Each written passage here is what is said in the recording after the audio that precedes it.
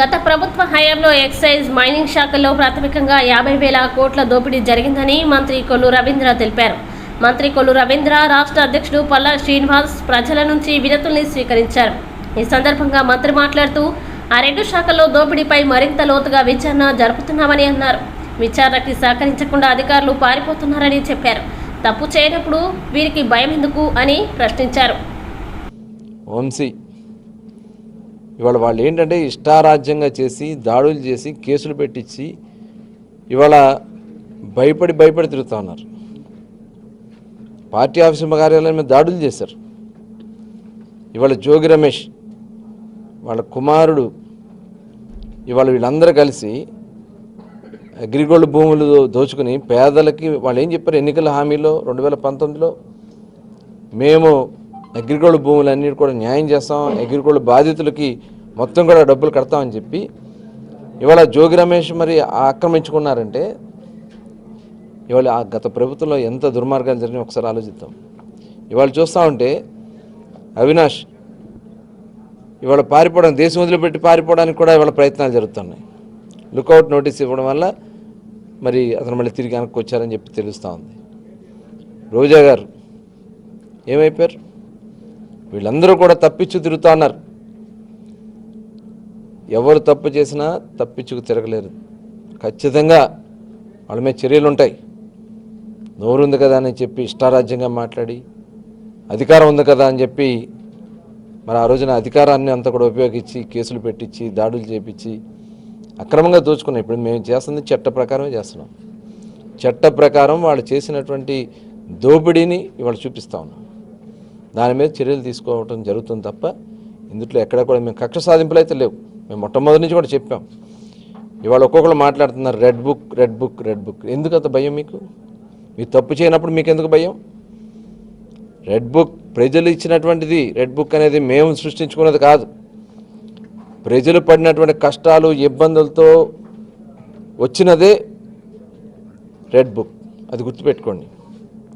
వీళ్ళు నిద్రపట్టట్లో ఒకళ్ళు పంచులు తడిసిపోతున్నాయి. పెద్దిరెడ్డి రామచంద్రారెడ్డి గారు నేను మాట్లాడుతున్నారు, రెడ్ బుక్ పరిపాలన జరుగుతుంది.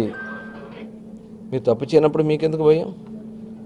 వాళ్ళ మేము మొత్తం కూడా చట్ట ప్రకారం మీరు చేసినటువంటి తప్పిదాలన్నీ కూడా చూపించి ప్రజల ముందు నిలబెట్టడమే మా లక్ష్యం. ప్రజలు అందుకోసమే మాకు ఈ అధికారం ఇచ్చారు. 94% ఇవాళ మ్యాండేట్ ఇచ్చి 175కి 164 స్థానాలు గెలిపించారంటే ఈ రాష్ట్రాన్ని కాపాడుకోవాలి.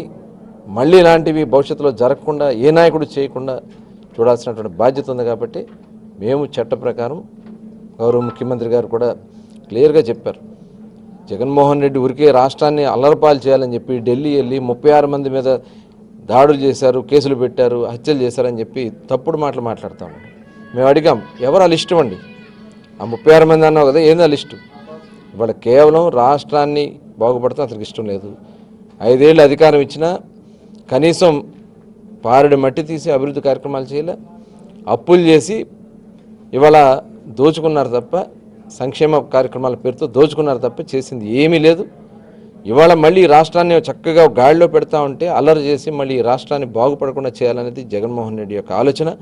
దయచేసి ప్రజలందరూ కూడా అప్రమత్తంగా ఉందాం, ఇట్లాంటి వ్యక్తుల్ని తరిమి కొడదామని చెప్పి కూడా పిలుపునిస్తాం. జోగి రమేష్ మంగళగిరి పోలీసుల దగ్గర హాజరయ్యారు. అనుచిత వ్యాఖ్యలు అయ్యన్న పాత్రలు చేశారు కాబట్టి నిరసన జరపడానికి వెళ్ళాను, నా మీద కక్ష సాధిస్తున్నారు, ఇలాంటి కేసులు నా అబ్బాయి మీద నా మీద పెట్టని చెప్పి నిరసన తెలియజేయడానికి అవసరమా? ఇప్పుడు ఒక ఎమ్మెల్యే అయ్యన్న పాత్ర గారు మాట్లాడితే మీరు చట్ట ప్రకారం చేయండి. నువ్వు చట్టాన్ని నీ చేతుల్లో తీసుకోకూడదు కదా. ప్రజాప్రతినిధులు అయినా సరే ఎవరైనా సరే చట్టాన్ని మీ చేతుల్లో తీసుకోకూడదు. మీరు తగిన విధంగా ఎవరైతే అన్నారో వాళ్ళ మీద వెళ్ళి నువ్వు కంప్లైంట్ పెట్టుకో, లేదంటే అపాయింట్మెంట్ తీసుకో. అపోజిషన్ లీడర్గా చంద్రబాబు నాయుడు గారిని కలవడానికి నీకు అపాయింట్మెంట్ కావాలంటే అపాయింట్మెంట్ తీసుకో. కానీ ఇష్టారాజ్యంగా ఇంటి మీదకి వెళ్ళి దాడి చేసి దౌర్జన్యం చేసి అక్కడ దాడులు చేసి కారులు పగలగొట్టి ఇన్ని కార్యక్రమాలు చేస్తే ఇవాళ మళ్ళీ నేనేదో అయ్యన్న పాత్ర గారి గురించి నేను వెళ్ళానని చెప్పి ఇలాంటి మాటలు మాట్లాడితే నమ్మం. చట్ట ప్రకారం నీకు ఆ రోజున ఏదంటే చట్ట ప్రకారం చేయి. అధికారం మీ చేతుల్లో ఉంది.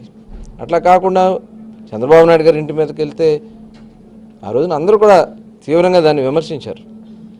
అసెంబ్లీలో నోరుంది కదని ఇష్టం వచ్చినట్టు మాట్లాడారు. ఇష్టం వచ్చినట్టు బూతులు కుటుంబాల గురించి మాట్లాడారు, పవిత్రమైన దేవాలయమైనటువంటి అసెంబ్లీలో మాట్లాడారు. ఇవాళ ఏవి కూడా తప్పించుకోలేరు. మీరు చేసిన ప్రతిదీ కూడా తప్పకుండా చట్ట ప్రకారమే చర్యలు తీసుకుంటాం. అంటే మీ శాఖకు సంబంధించి 2 శాఖలు స్టార్ట్ అవుతుంది విచారణ. ఆల్రెడీ విచారణ స్టార్ట్ అయింది. సంబంధిత అధికారుల మీద కూడా ఇప్పుడు పారిపోయి తిరుగుతున్నారు కనపడకుండా. మైనింగ్కి సంబంధించినటువంటి మరి ఆయన పారిపోతా ఉన్నాడు, అడ్రస్ లేడు, విచారణకు రావట్లే. మీరు తప్పు చేయనప్పుడు మీకు ఎందుకు భయం? విచారణకే కదా మేము పిలుస్తూ ఉంది. విచారణకు వచ్చి మీరు చెప్పండి, మీరు తప్పు చెప్పితే తప్పు లేదని చెప్పండి. ఇవాళ మొత్తం బయటకు వస్తాయి, అందరూ బయటకు వస్తాయి. ఎక్సైజ్ డిపార్ట్మెంట్లో ఎలా చేశారో, బ్రాండ్లు ఏం చేశారో, అడ్డం పెట్టుకుని డిస్టిలరీని ఏ రకంగా ఆక్రమించుకున్నారో, పిచ్చి బ్రాండ్ పనికిరాని బ్రాండ్లు పెట్టి ప్రజల మాన ప్రాణాలతో ఏ రకంగా చెలగాటమాడారో, ఎంత దోపిడీ చేశారో మొత్తం కూడా బయటకు వస్తాయి. ఇవాళ మైనింగ్ డిపార్ట్మెంట్లో మైనింగ్లో ఇష్టారాజ్యంగా వాళ్ళ మీద వెళ్ళి కేసులు పెట్టడం, కొలతల పేరుతో వాళ్ళని బ్లాక్మెయిల్ చేయటం, దాని మీద ఫైన్లు వేయటం, ఫైన్లు వేసి పిలిపించుకుని ఆక్రమించుకోవటం. ఎందుకంటే వాళ్ళు చేసింది ఎవరైతే మొత్తం టోటల్ ఈ 2 డిపార్ట్మెంట్లోనే దాదాపుగా 40 నుంచి 50 వేల కోట్లు ప్రాథమికంగా మాకు వచ్చినటువంటి అంచనానే 40 నుంచి 50 వేల కోట్ల రూపాయల దోపిడీ మైనింగ్ అండ్ ఎక్సైజ్లో జరిగింది. ఇది ప్రాథమికంగా వచ్చినటువంటి సమాచారం ప్రకారం. ఇంకా చాలా డీప్గా వెళ్తున్నాం, డీప్గా మొత్తం కూడా తీస్తాం. ఇందుట్లో ఎంతటి వాళ్ళైనా సరే ఎవరిని కూడా వదిలేది లేదు.